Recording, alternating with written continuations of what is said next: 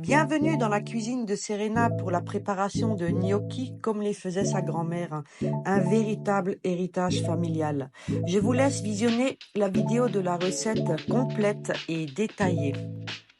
Lavez 1 kg de pommes de terre que vous ferez cuire dans de l'eau chaude salée, environ 25 à 30 minutes en fonction de la taille des pommes de terre. Épluchez les pommes de terre chaudes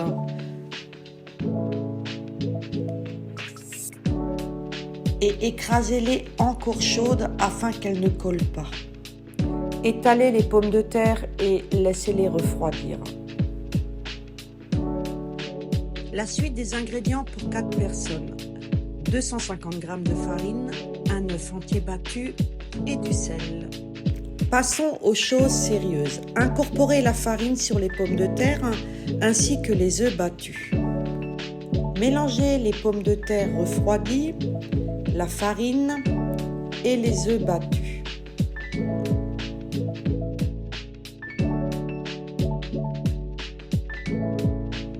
Place au pétrissage de la pâte, étape très importante dans la réalisation des gnocchis.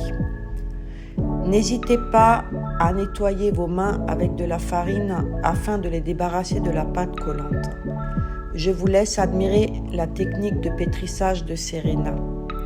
Elle pétrit, elle continue à pétrir,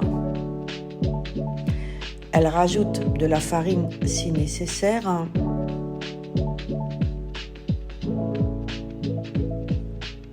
jusqu'à obtention d'une pâte homogène.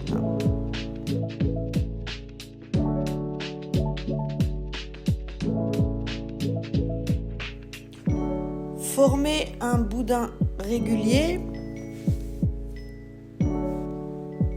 Faites chauffer de l'eau que vous salez pour la cuisson des gnocchis et réchauffez le ragoût à la bolognaise. Pendant ce temps, façonnez les gnocchis. Formez de longs rouleaux de 2 cm de diamètre sur le plan de travail fariné.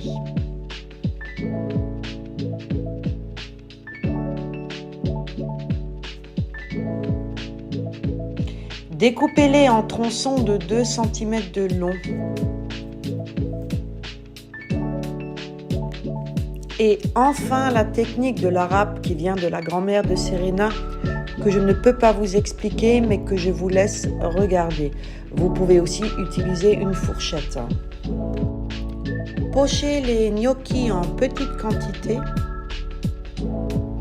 jusqu'à ce qu'ils remontent à la surface.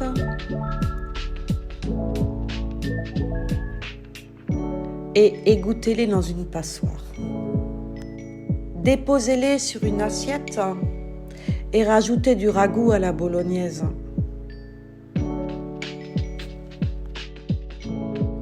Transférez les gnocchis dans un récipient, saupoudrez de parmesan finement râpé. Maintenez les gnocchis au chaud pour qu'ils s'imprègnent délicieusement de la sauce. Renouvelez l'opération jusqu'à ce qu'il n'y ait plus de gnocchis. Vous maîtrisez maintenant la recette originale. Je vous souhaite un très bon appétit.